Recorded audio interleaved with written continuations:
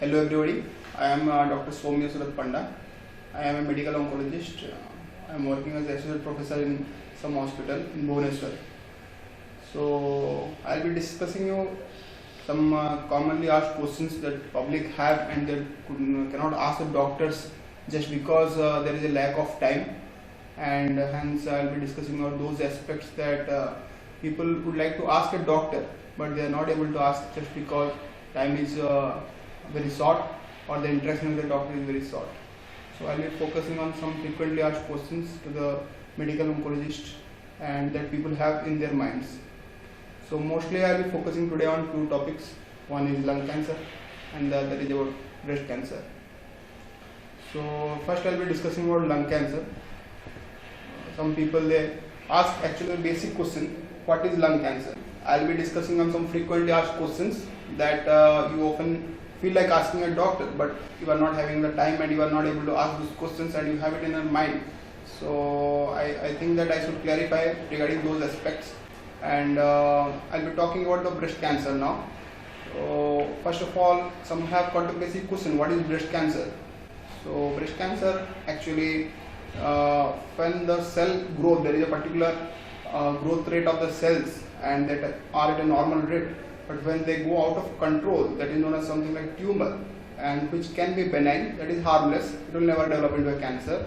And you have the other end of the spectrum, that is known as cancer, that is totally out of control and it can cause death to you. So that is what is breast cancer. Now how far has the cancer spread and what does it mean? So some people just ask, so what do you mean when we call that something like stage 3, stage 4? So it depends something on tumor and another thing known as lymph nodes and how far it has spread. Is it restricted to the breast or it has spread outside the breast? So if it is spread outside the breast, then it is something known as metastasis, and that leads to stage 4. For detecting the stage, you need to undergo some test to find out that what stage are you really in, and according to that the treatment will vary. So that is what is known as stage of the tumor. What are the treatment options for treating a breast cancer? You have got 3 ways to attack a cancer cell. You have got a radiotherapy, that you will put some light into the cancer, destroy it, and the other way of doing that is chemotherapy. You give some drugs and just destroy the cancer cells through the drugs. And the third way is surgery. You directly remove the cancer cell out of the body, throw it out. So that's 3 ways that you can do the treatment for breast cancer, that is surgery, chemotherapy and radiotherapy. And are you going to get all the 3? That depends on the stage of the tumor. So according to the tumor stage, your treatment will vary. That will depend whether you are getting a single treatment or a combination of either of the 3. Next is that, so how long the treatment will last and when will the treatment start? So usually after the surgery is over, then usually treatment is started, and usually it takes something like 6 months to complete all the treatment, that is the chemotherapy and the radiotherapy. And if you ask me that what will happen if I just don't take any treatment, then I will tell you that that is not a good thing.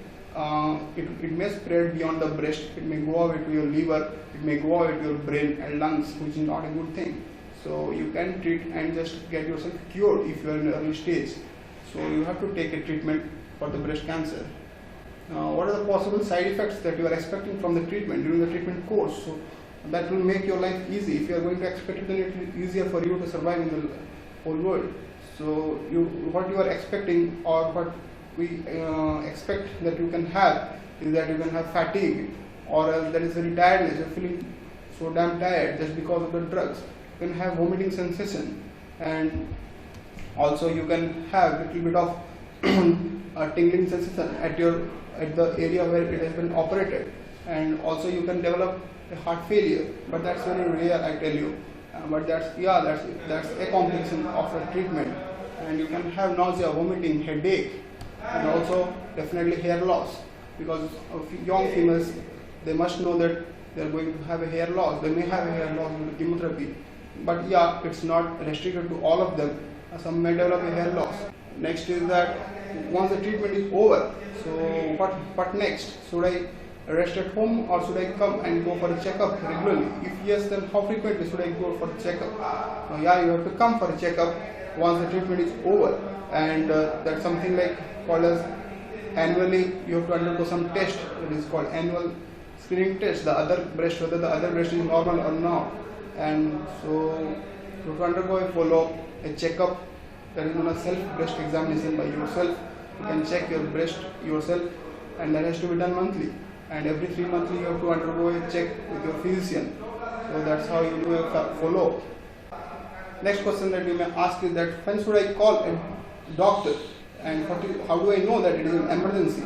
So I tell you that if you are developing a fever, then yes, you have to call your doctor immediately. And if you are on chemotherapy and you are developing some rash on your body, then that's also a warning sign, and you have got some abdominal pain, discomfort, you are restless. So that's an emergency, and you have to call your doctor immediately. And uncontrollable nausea, vomiting are the other things that you have to keep in your mind. And yeah, I cannot rest at home, I have to inform my doctor immediately. So these are some of the frequent questions that are asked by breast cancer patients. Thank you.